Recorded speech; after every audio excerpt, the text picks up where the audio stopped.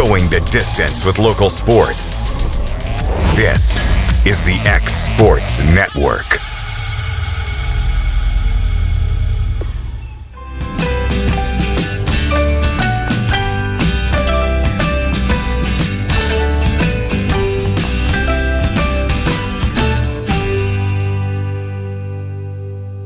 Financial advisor Scott Beasley knows time spent with family is everything. As a founder of Beasley Wealth Management, his mission is to give clients the freedom to enjoy time with family without the burden of financial concerns. A local of Lawrenceburg, Scott deeply values building relationships with clients, ensuring they make informed decisions concerning asset management, tax planning, and retirement planning. Offering a free initial consultation, Beasley Wealth Management helps clients pursue their aspirations with confidence. Banking made simple and convenient. At Builtwell Bank, we're here for you. Whether you're making a milestone purchase or saving for retirement, our dedicated financial team will walk with you every step of the way because we care. From personal banking accounts to making sure your business and commercial needs are met, we'll make sure you have a dedicated Builtwell banker that understands your unique needs and goals. Serving Lawrenceburg and Summertown. Come see us today. Member FDIC. Financial advisor Scott Beasley knows time spent with family is everything. As a founder of Beasley Wealth Management, his mission is to give clients the freedom to enjoy time with family without the burden of financial concerns. A local of Lawrenceburg, Scott deeply values building relationships with clients, ensuring they make informed decisions concerning asset management, tax planning, and retirement planning. Offering a free initial consultation, Beasley Wealth Management helps clients pursue their aspirations with confidence. Got a dent, a ding, a scratch, or a bent fender? Major or minor, Car Country Collision Center in Leoma can fix you up. Car Country works with all insurance carriers, gives free estimates, can work on foreign and domestic vehicles, and has experience you can trust. They've been in business since 1990. Unfortunately, accidents happen, but you can get your car back on the road with as little hassle as possible with the help of Car Country. Call 931-852-4708 or stop by at 2567 Highway 43 South in Leoma. At C&B Linen, fast, friendly, and reliable service is our promise to you. Because you're not just a customer, you're family. From multi-use linen to branded floor coverings and a complete range of cleaning supplies, C&B Linen is here to make sure you have everything you need. From our high-quality products to our fast, friendly, and reliable service, you'll experience the difference with C&B Linen. Because you're not just a client, you're part of our family. You'll be winning with C&B Linen.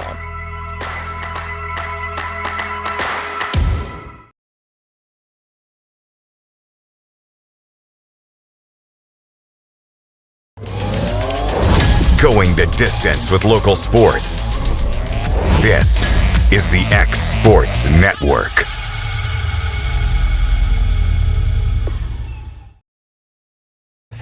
Welcome, everybody, back to X Sports Live, brought to you by C&B Linen. The band is back together. We're not on vacation, and we're not sweating it out in press boxes across Lawrenceburg. Kate Schultz, Michael Marks, AJ Good, and Kate and I were busy last week with baseball. Mike was busy at Disney World. But the common denominator, it was all hot. We were all sweating and all miserable at some point. Yep. But we got through it, and we got better. We got out of it better than what we came in. Oh yeah, I would say I'm probably 10 or 15 pounds heavier. I would say I feel like I put some pounds on at Disney. I'm surprised I didn't lose any weight. You know, when you're walking 8 or 9 miles a day in 90-degree heat and 90% humidity. I would say I'm surprised I come back a little heavier. You didn't keep up with your steps or anything. Oh, Honestly, I think I did. I thought you had a watch. I would say I did. I wore my watch for the week. I don't wear it a whole lot. You're probably in the probably 18 to 20,000 range. I would have, if I remember right, when we went the last time. Monday 17,000, Tuesday 18,000. Wednesday was our break day, only 8,500. Thursday 15,000, Friday 19,000. So I could probably racking them up. My phone doesn't work that great in here, but I'll look up my Disney steps when we went a couple weeks ago. Oh, here we are. You might have had a few more chasing a couple of kids on the watch rings. I was like 200 and 300% my goals for every day, which is like crazy. Yeah, they well, it's not going to. Here we go. Let's see. Sunday we were definitely Oh, of course. Again, my phone doesn't work that great in here, and I'm trying to do it off the Garmin app. But yeah, this one, let's see. 36,000 steps on Sunday, but I worked out that morning too. Monday, 35,000 steps. Wow. Tuesday, 35,000 steps. And then, let's see, let's go to Wednesday. Wednesday, I didn't work out that morning because we were 17,000 steps. Yeah, 131% of the goal. Yeah, you really rack them up there. But Kate and I were both busy. Kate talked about what a great the 11U Southeast Regional was hosting here in Lawrenceburg. Our Lawrenceburg team was very busy, made it all the way to the championship game before they eventually fell. But what a great run they had, and man, every game it felt like was a walk-off, was an extra innings down to the wire. I got to call one of them. That ended in a walk-off, but it felt like there was drama in every single one of these games. Oh man, yeah, and quick, just going 11-1 during this whole postseason, 4-1 in the Southeast Regional. Obviously, their last game ending with a loss. Yeah. Tough way to end it, but Southeast Regional runner-up and Lawrenceburg 11U All Stars. I had a great time calling that. Thank you guys for allowing me to, and I'm thankful for the opportunity just to be able to call them. But like AJ said, he did call game one as they walked it off against Orange Park. Was that right? Orange Park, yeah. And there was 9 teams in this tournament. But they played 2 teams twice. Orange Park and then Okahili, Florida. Yep. And then so they ended up beating Orange Park on both of them games was on walk-offs. One was via error, and I think the other one was a 2-run single to the right side by White Moore. But that was a big game. That was a big game. They actually come out. They give up 5 runs in the first inning, made a pitching change in the first inning. It was kind of a rough start, but the boys fought back and won that game. To get to that game, that was the semifinal game. They had to beat Okahili twice, beat them in their second game of the Southeast Regional by, 3 runs. Ended up being 5-2, but it was 2-2 going into the 7th inning. I can't remember the kid's name, but he looked about 16 years old. There was a lot of kids walking around. I noticed in that the little introductory thing they did that one the first night. I was like, man, these kids do not look like that. Well, I was walking in that first day, and I'm looking at some of these kids warm up, and I go, they look more 41 years old than I look. I'm telling you. The score was 2-0 going into the bottom of the 6th inning, and Lawrence County was the visiting team in that matchup. Their game 2 there in the Southeast Regional, taking on Okahili. But they got a runner on base. Okahili did. Big 2-run bomb from them to tie things up. It's like the life just sucked out of Lawrenceburg. But then top of the 7th rolled around. They started with a runner on second base, so kind of international rules there.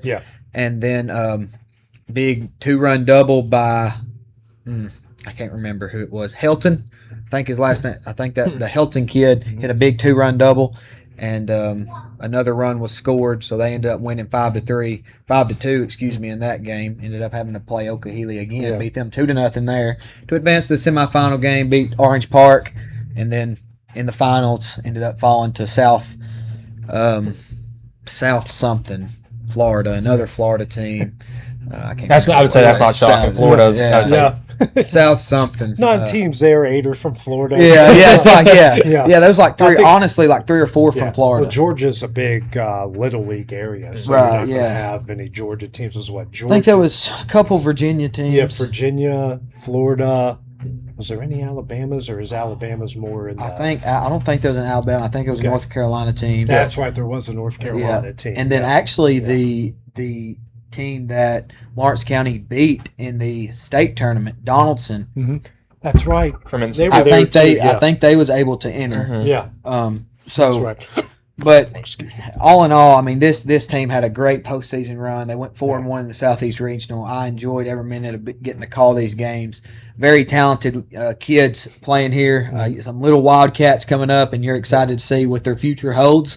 And at the end of the day, I think that South team. Excuse me, not South. It's East Lake, Florida. I'm looking now. There we go. It's East Lake, Florida. I'll get it one day or here in a minute. East Lake, Florida. They were just a better team. Well, and I just think you look at what's going on in baseball wise in Lawrenceburg. You have the Wildcats high school team just made the state tournament. The middle school team, E.O. Kaufman, was in the state play-in game, and then you got the 11U team this summer, runner-ups in the Southeast Regional. I mean, we talk about how good baseball is around here, but in Lawrenceburg specifically, it's looking really good for the future. When I was watching that first game, and I made the comment up there in the press box, and I'm like, man, I'm going to have a lot of fun the next few years. Yeah, I really for am. sure. I'm like, this is, I really don't see a drop off. And then, kind of dovetailing into where I was all week at the 17U American Legion. Poor Cade got maybe the worst game of all of them. God bless you. Was that the Columbia Loretto one that was? No, that was the Gallatin. Oh. Yeah, and I was thinking, okay, I'm going to hand this one over to Cade. You ran and got something to eat or something? I got something to eat, and it was 18-17. Oh, my gosh. But the thing was, the 17U American Legion tournament right over here at Tom Cruise Field, we had a lot of come-from-behind wins. Yes. That day alone, Gallatin was cruising in the first game of the day. Again, this was, elimination game, and they were cruising. They were up 5-1 going into the sixth. Well, lo and behold, the Clarksburg Yardbirds, which is a mix of kids from Jackson and Scotts Hill, kind of those communities in between, West Tennessee, some of those communities in between as well, put up 7 runs in the sixth, close it out, and then the Columbia-Loretta game was just that was fireworks. One run after another. It was just one wild thing. And I'm like, I look at Cade, and Cade came up, and I'm like, I need a break. I'm hungry. And poor Cade gets – it was a consolation game. So you look at it from Loretto's aspect, a lot of, backups, quote-unquote JV guys got the play. Yeah. They put up 17 runs. Yeah, they did. they were hitting the ball. It wasn't the offense's fault, in this Gallatin team that – really struggled, but made a good little comeback there. So it's a good experience. The only thing was you had the first game was right under 2 hours. The next game 3 hours and 15 minutes. Next game 3 hours and 35 minutes, and then that ended with there was a rain delay in there for about 20 minutes. Yeah, probably. that crushed it too. And then we end with who was the last game that day? It was Columbia. Columbia played somebody. Clarksburg. It was Columbia and Clarksburg, and that one went into like. Well, no, it was like 0-0 going into the fourth. Columbia I think Clarksburg struck first, and then Columbia put up 14 unanswered and won in 6 innings. So it got pretty crazy. Then the next day, the Jaybirds beat Pulaski, and then Columbia's right there, and Columbia and Pulaski threw 2 really good pitchers, but it was 3-1. Then we get a downpour where literally there's puddles showing up all over the outfield. We come back the next day, and Pulaski was down. I think it got down to 5-1 at one point, and next thing you know, they make this great comeback, win the game, have to hold off a late Columbia rally, and then the championship game was incredible. Zeros until going into the bottom of the sixth, and the Jaybirds put up 8 runs, but give Columbia a lot of credit. 6 runs in the top of the 7th before the game ends. I would say you can ask me and Cade some of those Jaybirds games that we started doing earlier this summer. Man, it felt like it would be 0-0 heading into the 4th or 5th inning in all those games. So, and then that's not too surprising. For sure. Yeah, for sure. Yeah, but to kind of dovetail on what we were saying, baseball in Lawrence County. Could you guess how many regular starters were in the Jaybirds lineup from this past year? I'm gonna go. I'm gonna go 3. Yeah, I'm going to go in the 2 or 3 range. 1. Braden Morrison, who came back from his travel ball. Oh, and I would have his travel ball schedule was up. He came back. He didn't pitch, and he played first base. Now you're graduating. My son's in here as well. You're graduating Logan Clayton. John Colby Stanley's transferring in from Summertown. John Colby Stanley was there every day. You have Jack Emerson, Jake Moore, Brayson Rose, and I'm sorry, there's a name I'm forgetting. And Jasper Kilburn's got football, so he's not there. Hub Maddox has golf, so he's not there. Brooks Durham was I'm sorry, Brooks. The backstop. The backstop, but he was there earlier in the week for some stuff, and then the bulk of your starting lineup. Logan Mays is too old. It's 17U. Braden Morrison closed the game, so he got the save there at the end of the championship. But I'm looking at it and I'm like, man, there's not only one regular starter, and they come out and they win this whole tournament. Yeah, it was good to see. It was good to see them. It was good to see you Wiley boys get consistent action. Yes, it was good to see. Harrison was a rock behind. Yeah, it was good to see Chase Carr get to stay out there in the outfield consistently, get consistent at bats. Yeah. It was good to see several of them guys, get to play quite a bit, and that's what that's for. Get to be put out there. Several of your main guys, it has been off. Playing at some bigger tournaments, that sort of thing, with some travel organizations, and that gives Coach Wright an opportunity to put them guys in there, and this is an opportunity for them to show him that, hey, they can play, and they come out and put together several good games and end up winning the whole thing. Yeah. So very good on their part. Yeah, absolutely. And then again, a lot of good experience, a lot of good at-bats. Trim Waller got a lot of good at-bats. The Wileys, both Wileys did. Chase Carr was right up there. And Josiah Emerson, who's only 13 years old, not only had some good at-bats, made some fantastic plays out there in Robbie center Brewer. field. Yeah, Robbie Brewer. Yes. Oh, my gosh, that guy was killing the ball. He was. And some other guys, and I felt so bad because there's all these guys with numbers, and we didn't have a full roster. So I'm like, we're texting, and David Bracey's calling his son, hey, Landon. Speaking of, Landon Bracey played really well. Yeah, he had a complete game. He had a rough start in the first time against Pulaski, rough start to his start.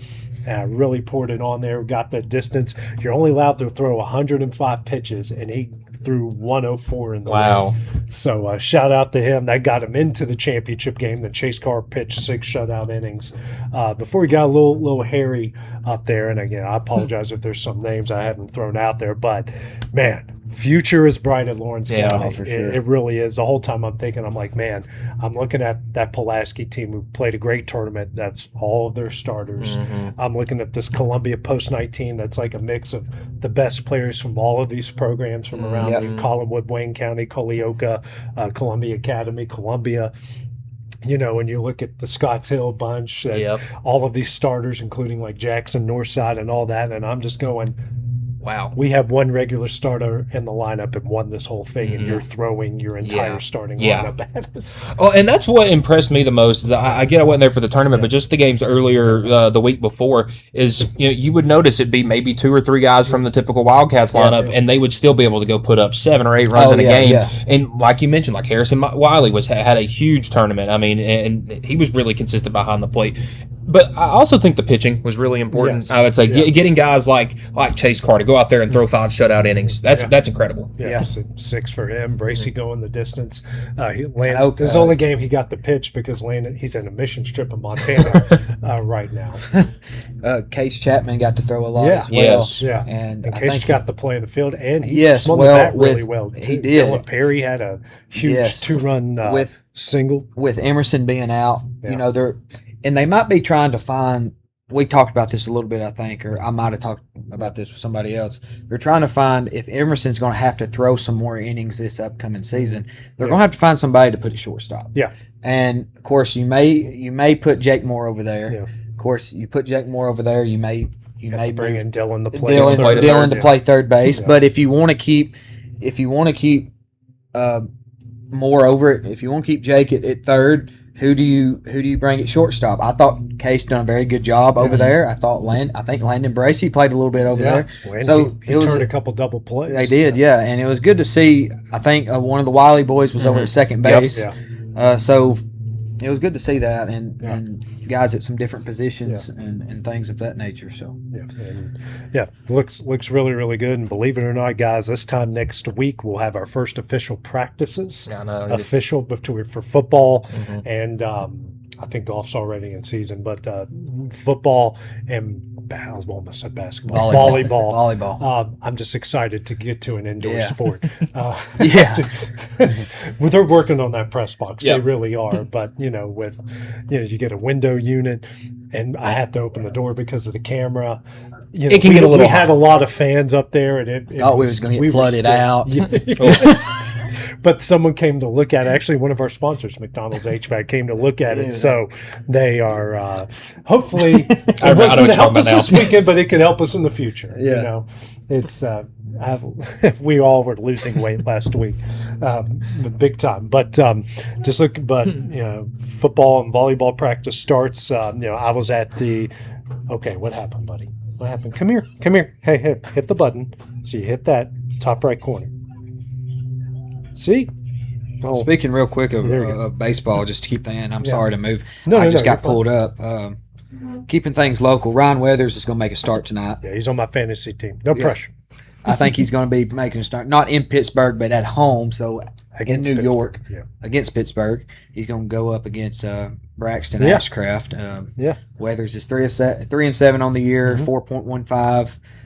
Almost 100 innings pitched. He does have 110 strikeouts to 27 walks, so very good ratio there. Has given up a handful of home runs, so look for him to be keeping the ball low and using that sweeper a lot against Pittsburgh tonight. Well, the Pirates are a bunch of home run hitters. They are. I was like Ryan O'Hearn, Brandon Lyles having had a terrific first half of the season. And man, you kind of feel for Ryan because this is the third or maybe even fourth time this season that he was scheduled to start yesterday. And then or Saturday night, and then the game got rained out, and obviously starts get pushed around because of that. Well, and then one of his last starts, he was feeling under the weather. Yeah, I would say that start he made in against the Tigers. He wasn't feeling the best. I don't think we got some news. He was kind of sickly, but then threw pretty well against. Got the no decision in Washington. Went 5 2/3. I would say he kept the best offense in Major League Baseball, the one earned run in 5 1/3. Exactly. Pretty impressive. So very impressive. But, if he can get some run support, it's common sense. It just helps a pitcher's confidence if you get some run support early. If that pitcher can go out, put up a 0 right off the bat, come in the top of the order, and of course you don't have Judge. Judge is on the IL. That's tough. But you got Ben Rice. You got some other guys. You got Goldschmidt, the veteran there. You got Trent Grisham in that order, a veteran. You'd think they'd be able to put up some runs. Exactly. And if they can put up some runs there in the bottom of the first inning, and Weathers go back out in the top of the second with a 1 or 2 run lead, that just he's able to breathe a little bit. That just helps his confidence, just like anybody. Yes, and hopefully that's the way it will be tonight. So, but I was at last week. I was at the Football in the South Media Days. I got to see Lawrence County, Loretto, Wayne County, Collinwood, and Summertown. Very excited, all of them are, about the upcoming season. Lawrence County trying to build off 8-4, first playoff win in 10 years, in 15 years, first playoff appearance in 10 years, and they feel really good about what they got coming back. And Loretto, they feel really good about what they have under second-year head coach Bryce Glass. Wayne County has got a kind of a renewed sense. They've got a lot of depth. They'll have maybe one of the deepest skill positions in all of Class A. Who's that? Yeah, you say Wayne County. I would say they have a lot of returning starters. Collinwood with the new coach, and man, they seem really, really excited about the new path that they're going down. Again, it wasn't anything personal against the old coaching staff, even though they got some of the same similar guys helping out. But man, they all talked about what a change in direction they have. And then Summertown, they under Jason Busby, and who's been there forever. It's not the first time he's been a head coach either, but they are just buzzing about they're getting depth. Yep. They're feeling good about being healthy and changing some things up. And man, just a lot. Again, it's always great in media days. I've always noticed. Yeah, that was down in Florence, wasn't it? Yeah, that was in Florence. That's why you and Kilty spent. Yeah. And I did the first Cal Ripken game, but. Everyone's as full of optimism as they should be, and everyone. I mean, this is going to be a fun, exciting season. There's just so many unknowns. You really, I think we have a better sense of what Summertown has coming back. I think we got a good sense of what Loretto has coming back because we saw it from a year ago. A lot of question marks around Lawrence County. Certainly a lot of question marks around Collinwood with the new coach and all of those things. I think Wayne County's got a few question marks as well, but just we won't know until they get in the field. You know, and I like what you said there about with Collinwood and stuff. You know, the coaching change, some coming change up from Lawrence. Right, exactly. He's been around a bunch, but I would say he's been at Loretto as well. But and I know you've talked to him, AJ. But that's very encouraging to anybody to hear. If you're on the same page and moving in a direction, you know, the chemistry. You talk about chemistry between the players. You know, and that's huge. You got to have that. But also, I think it's important to have chemistry, and you want chemistry between your coaches and on your coaching staff. I think that's important too, and how you lead your program. And if you want to make a change of direction, you need to be on the same page, or one complements the other, that sort of thing. And it seems that's what's happening. And that's very encouraging to hear from Collinwood. And hopefully, I hope the best for them this year, and making what seems to be a change of direction in how they're going to play and whatnot. Of course, I don't know that much about football, but as far as a program and as far as a coaching staff, I would say, and they have a good players coach. I would say, I remember when Coach Cruz came in at Loretto, and funny enough, his first win at Loretto was against Collinwood, and it broke like a 30-some-odd game losing streak that Loretto had. That. Listen, I know how he. And I don't want to say that it was bad before or anything, but he's really good at changing the culture and getting it the way he likes. So I would say no surprise to hear the kids in Collinwood really excited. And for Summertown, man, we talked about the injuries last year and how beat up they were. Say to be able to get some more depth in. I know first year head coach, sometimes the roster numbers can fluctuate a little bit, but I know Jason and those guys are really excited to get out on the field as well. Yeah, and it's going to be a lot of fun. I can't wait to see what they put out. They all in some way will play each other. Wayne County plays Summertown, Collinwood plays Loretto. Lawrence County only plays Summertown and Loretto, of course, Loretto and Summertown. So they all kind of connect, and there's been some 7-on-7s between each other. So they all kind of, with all these teams so close together, but then again, the classifications kind of separate who can play who. Yes. Just is what it is. It is, this kind of what we deal with every day. So coming up next, guys, we'll get in the world of national sports. Soccer is over, so we can quit pretending that it matters here. I'm just kidding.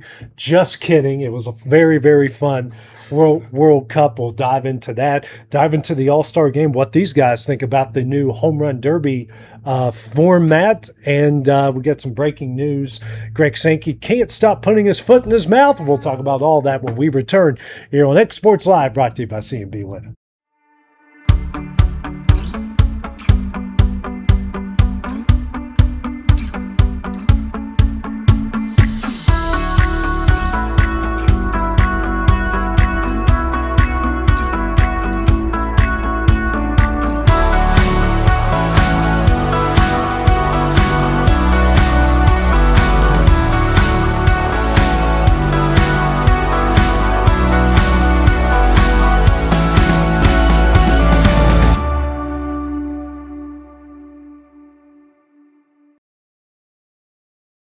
For the best meal from south of the border, head to Cocina Real and Puente Grande for lunch and dinner. With a wide array of mouth-watering entrees, there's something for everyone on the menu. And you can't forget the cheese dip. They'll treat you like family, and you'll never leave hungry. Make Cocina Real Mexican Restaurant and Puente Grande Mexican Restaurant your choice for authentic cuisine, located in Lawrenceburg, Tennessee.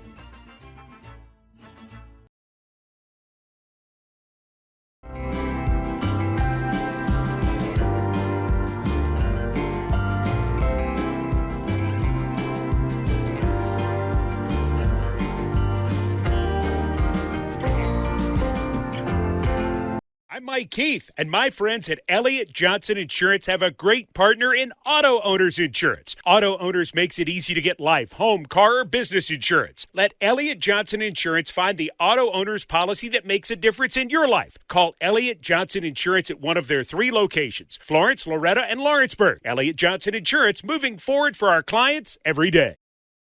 Comprehensive care with a compassionate touch. That will always be the guarantee at Encompass Healthcare in Etheridge, Tennessee. Whether you're looking for primary or urgent care, x-ray services, or weight loss treatments, the team at Encompass is equipped to serve your needs today. The doors are open Monday through Thursday from 8 to 5 and from 8 to noon on Fridays. Make an appointment with providers Kendra Brown, Tori Cox, or Ellie Brown today. That's Encompass Healthcare, located on Highway 43 North in Etheridge, next door to Chapman Tire. For decades, First Class Charter has provided high-quality motor coach transportation services to the Tennessee Valley. With numerous safety and cleanliness accreditations, First Class Charter is ready to make your group trip a reality. Contact us today by visiting firstclasscharter.net. First Class Charter, the official motor coach company of the North Alabama Lions. At C&B Linen, fast, friendly, and reliable service is our promise to you. Because you're not just a customer, you're family. From multi-use linen to branded floor coverings and a complete range of cleaning supplies, C&B Linen is here to make sure you have everything you need. From our high-quality products to our fast, friendly, and reliable service, you'll experience the difference with C&B Linen. Because you're not just a client, you're part of our family. You'll be winning with C&B Linen.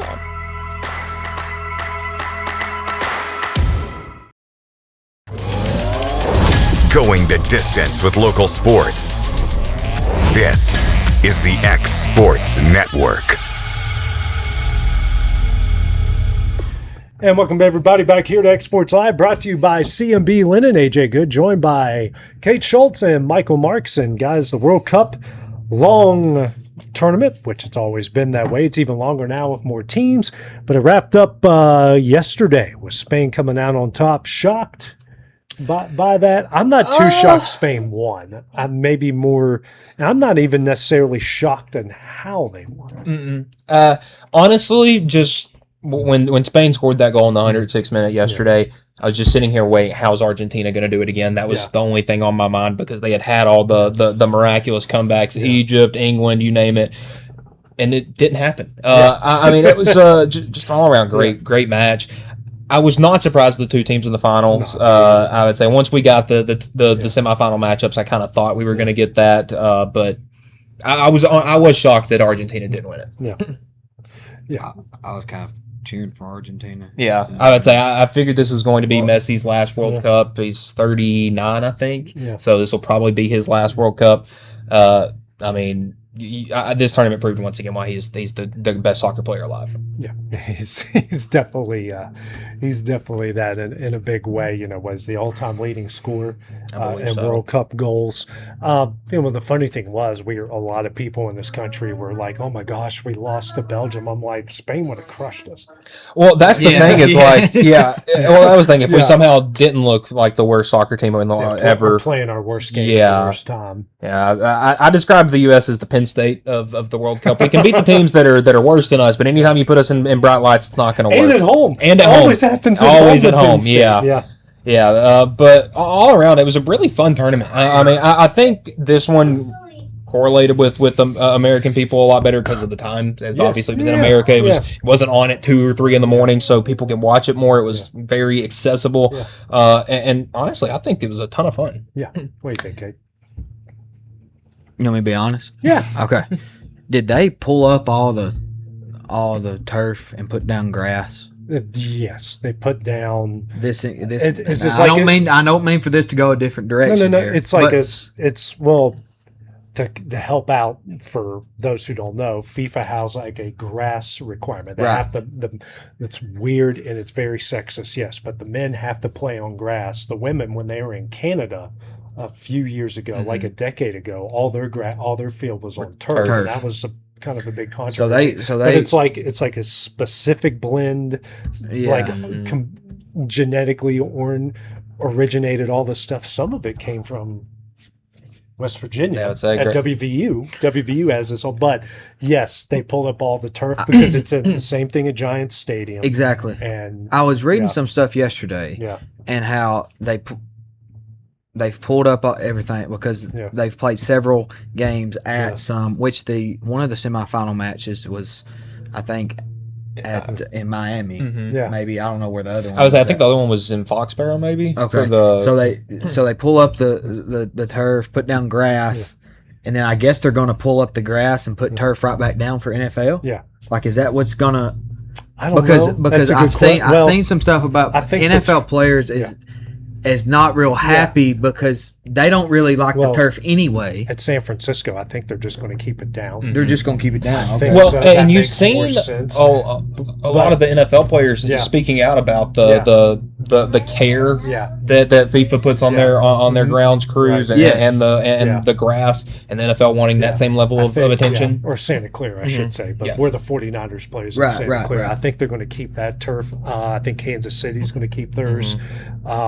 New England's turf, right? Yes, it is. So New England, Dallas is on. Dallas is indoor. So I don't know what Buffalo's doing because they're moving. I know Buffalo's moving. They'll have to be turf. When you're indoor, it's got to be turf. They have to have turf. But I think if you're Seattle or you're New York, I think grass. But like New York and grass has never really worked because of all that stuff. But I think Seattle makes a little bit more sense. And I don't mean to veer away from the soccer side of it, but as I did say about how NFL did talk about how FIFA and their whatever you want, their protocols with the playing surfaces and stuff, they take so much good care of their players. They take that in consideration. Well, also, what a lot of people don't know, or some people might know this, but the NFL, every Super Bowl host site, the NFL controls their playing surface all year long. So it was in Santa Clara this past year. So they literally were responsible for that grass all season long, which is why it worked. Yeah, but they've been doing that for about 3 decades now, to really make sure that the playing surface at the Super Bowl is tip top. Now, I don't want to get too deep in like a conspiracy or anything, but the 49ers, AJ, last year were very banged up. Did a lot of that happen at home? Well, the whole controversy is not necessarily the home field; it's the practice because there's like some. Is it the station substation or whatever? Substation that's right next to them, and all these guys. I saw the guys. But the 49ers came out and did their own independent. They did their own study because so many people were bringing it up and said it wasn't really that bad, even though they were the most injured team in the NFL. Still got in the playoffs and still beat the Super Bowl champions. Yep. Which means if we would have had a healthy freaking team, we might have. Yeah. I don't know if we would have. Well, wait a minute, because the champion came out of the NFC. Seattle was too good. We might have gotten to the NFC champ. Well, we lost in the second round, but to Seattle. Yeah. Spain beat Argentina, though. By the way. Anyways, but Kate's like, I don't know much about football. You're going to learn a lot. That's exactly. Yeah. You're going to learn today. Yeah. You're going to learn a lot about football working here. But speaking of football, college football about to wrap up, which means in Steve Spurrier language, it's talking season. We've had Big 12 Media Days, ACC Media Days, SEC Media Days kicked up today. I've actually been there a couple times before. The one time it was in Atlanta. For those they've only watched it or maybe even gone, it is a circus. Oh my gosh, it's unreal what SEC Media Days is. I've been to other conferences, Media Days, they're very kind of tame. SEC is like talking season on steroids, put it with Adderall, and then like put speed behind it with cocaine. That's it's insane. Well, I would say I went down there one year. It was in Huntsville, I believe. Yeah, and they normally do it. Where's it? Is it Hoover? Yeah, or Birmingham, something like that. Around that, around. I would say they usually do in that area. This year hasn't. It's in Tampa, I believe. This year, a lot of people went with different brands on their. Yeah. I would say I did talk about there were 3 or 4 SEC schools that switched apparel brands. So yeah, it's a lot going on. But Greg Sankey was, as most commissioners do, the commissioners always open up SEC Media Days. Most of the time it's not big stuff, but one of the first questions that Greg Sankey got was the real possibility of the SEC breaking away. This is his response to that. People have talked about that, the frustrations that bring them to the point of saying we should look at something significantly different. I do not believe that is a leverage point. I think it's an honest communication. The preference is to work together and improve the Protect College Sports Act. Sankey said the SEC has offered 10 common sense suggestions that center on 4 key principles: national standards that must be enforceable, a national framework to limit state laws that are meant to circumvent rules, transparency and accountability, establishing fair and consistent standards for organizations while preserving voluntary decisions. We believe changes to this act are necessary to make it most effective, and changes we've suggested are both achievable and reasonable. We're committed to working with Congress to move this legislation. The SEC has also been clear and transparent with our congressional stakeholders about the critical amendments to the bill. And so basically, he basically said that the SEC breaking away was, the conversations were real, but he also kind of pushed back on it slightly, saying wanting to be national champions and to compete on a national level still really matters in the SEC. But he said those conversations were real. What are your thoughts about the SEC having real conversations about breaking away from everybody else? I think the SEC as a whole has gotten a little bit too inflated in their own minds. I think that they live too much. Yes, I would say that 2006 to 2022, when they won pretty much every national championship, I think they're trying to live too much on that. That's not the era we're in anymore. It's a completely different era of college football where consistency is key, and I it doesn't feel like that's been very apparent in the SEC. I mean, you look from year in, year out, Texas is good, Oklahoma's good, Georgia's good, LSU's good, stuff like that, but it's not very consistent. There's not year-over-year growth, and I think that's why the SEC is struggling, and I honestly feel like the threats to break off were... I feel like he was trying to make that maybe a little bit bigger than it actually was. Yeah, and you say that a lot. Just as a maybe a tactic to try to get you to try to get you to help us out a little bit or something like that. But I don't know how much truth I'd put behind that. Yeah, I think I said this off air to you guys. Hang on, sorry, I'm trying to do 20 jobs at once. But I think, and I said it off air to you guys, that the more that they talk about this, and you have your coaches and your ADs talk about this, you might back yourself into a corner where you have to do this. And I think that they need to just because they'll tell you that the Big Ten is behind them on some of this. The Big Ten is not really behind them they're behind on some, but not all of this, and especially the larger points. I don't think the Big Ten is behind behind them.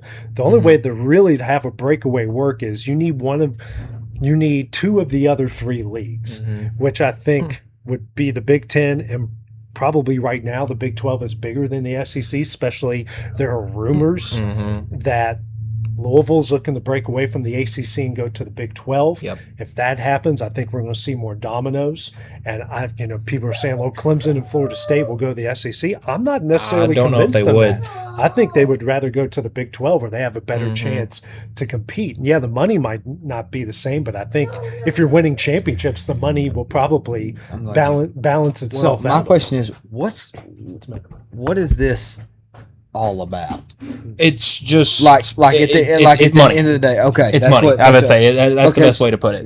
Like I'm reading it, both SEC and the Big Ten apparently have asked for changes in order to support this or whatever.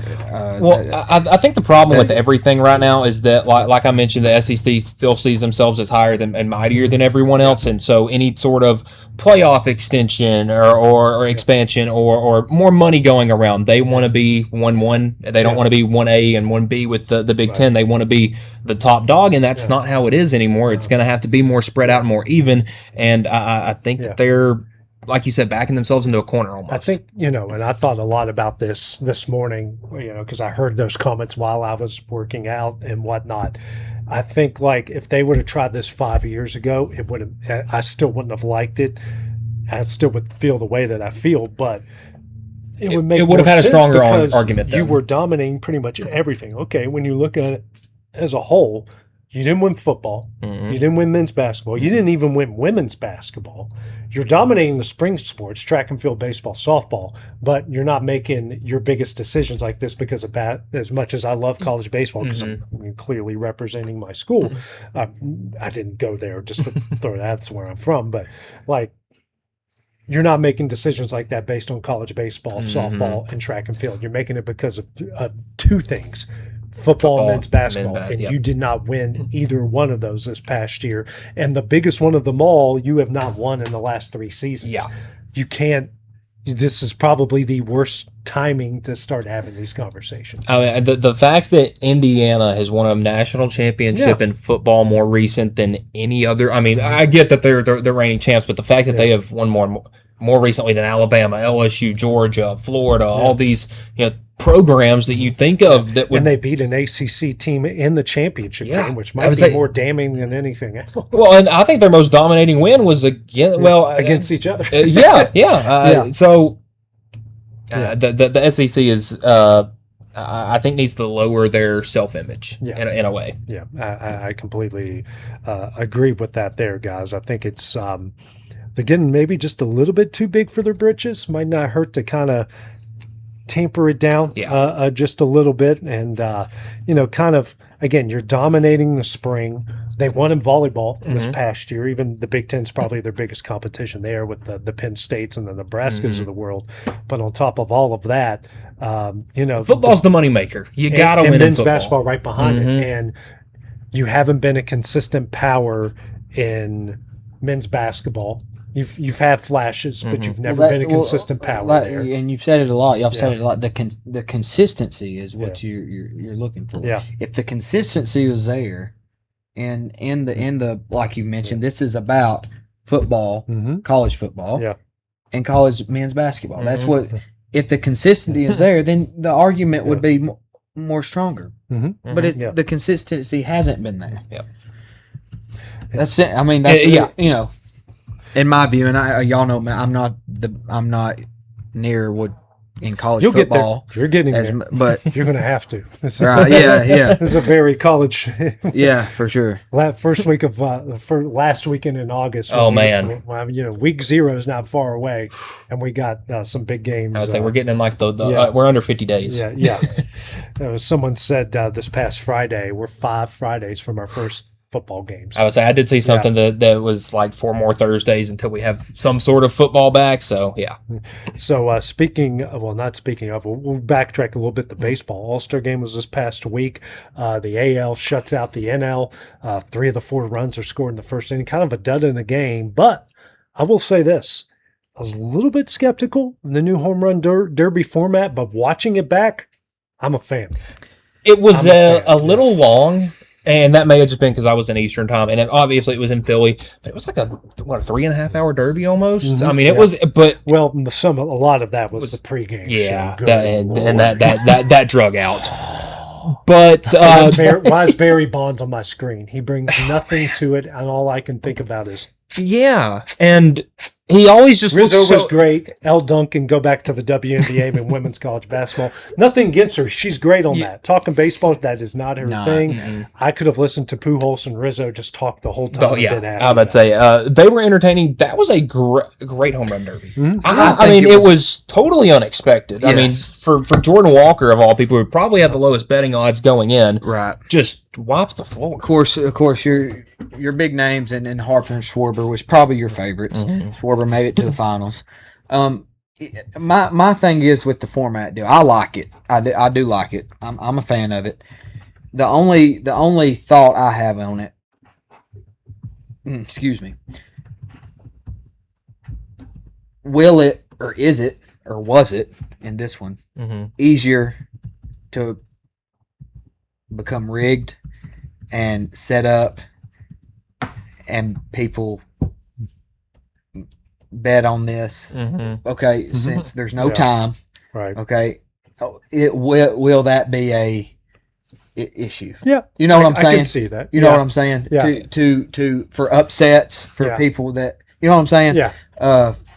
I don't know. Well, I don't know. I'm a bigger fan of swings and outs versus time because I remember the 2021 home run derby. It was in Colorado, so everybody was already really hyped up for it. It was the first home run derby that Shohei Ohtani appeared in. And I remember watching, and about 10 swings in, he was gassed. And well, this eliminates that. Well, I told him, I'm like, the last one with the time limit, because they went to throw it, the ball's got to land before you throw the next pitch. That was watchable. Yes. Because I love watching the ball.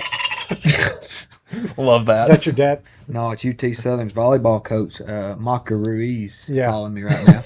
So shout out to her. I'll call you right back. We're going to be seeing her very soon. We will be seeing her very soon. But I loved it on the time one when you couldn't throw the next pitch till the ball landed, and then they changed like just throw as many. Like it was. I don't get motion sickness for anything ever. But yeah, the camera going back and forth. Like I want to see how far the ball goes. I want to see the people. Well, you go back to 2018. See the swing. You go back to 2018 when Harper was in Washington. Yeah, that was just he come back from being down. That was by the rules. Totally, he was not.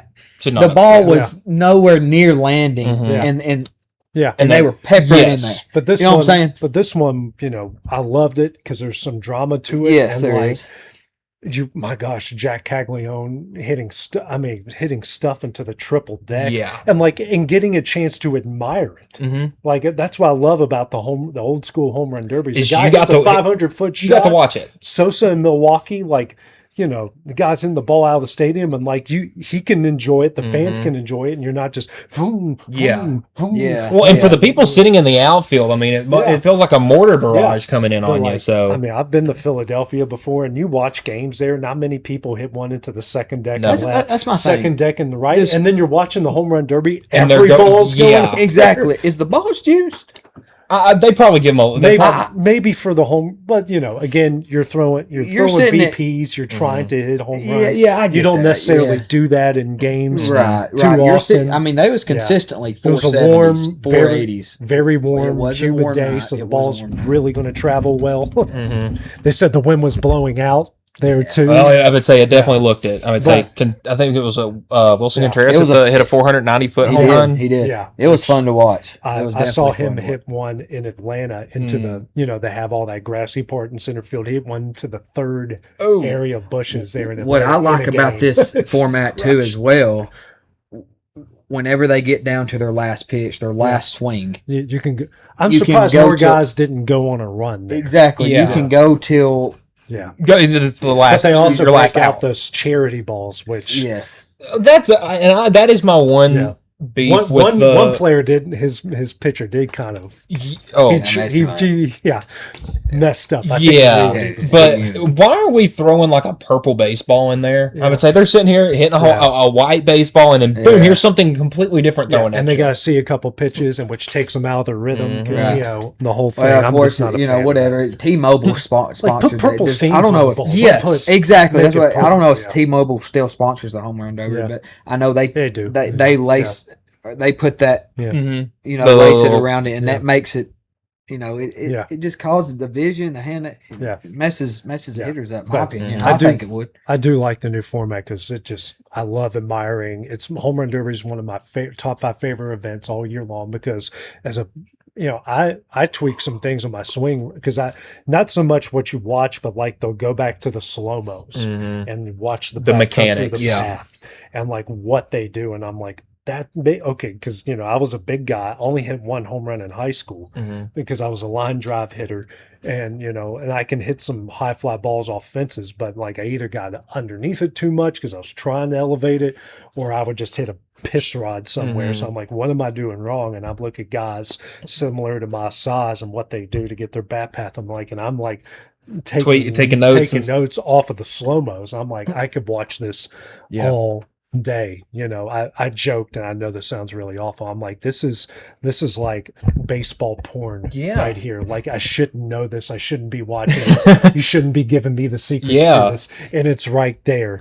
And I'm like, oh, this is wonderful. I love this. Like you got a good mix of different kinds of power hitters because there's not just there is Schwarber that's just a pure power hitter nowadays, but you have guys like Caminero that are extremely good at hitting for contact, hitting for average. Or Jordan Walker, who made it look way too easy. I mean, smooth with it. Speaking of Cabanero. Yeah. Then he gets hit in the All Star Game. Yeah. Obviously, Yeah. he comes out. It's He an comes accident, out. yeah, I don't know how his MRIs or. Yeah. I would say they came back negative, so I think he was okay. Good, but But that scared me. Ran up and in. I think it was Yeah. a two-seam fastball. Ran up Got and in on the hands. and on the hands and hit him. Yeah. Wasn't a right fan there, of that. but Wasn't I a don't. fan. It wasn't intentional, obviously. But you hate to see that in an All Star game. You know, that's not expected. Yeah. Yeah, but coming up, guys, we're getting back normal schedule. We'll go back to Wednesdays. Be here Monday, Wednesday, and Friday. Soon we'll be coming out with some previews I'm going to start visiting our volleyball teams and our football teams starting this week. I was setting up one of those while we were on air, but we'll start getting trivia, starting getting some name that schedules. And next on Wednesday, there's some changes coming to college baseball, very Major League Baseball-esque. We'll discuss all that when we return here on Wednesday. So for Cade, Michael, and myself, we'll see you guys then. Going the distance with local sports. This is the X Sports Network.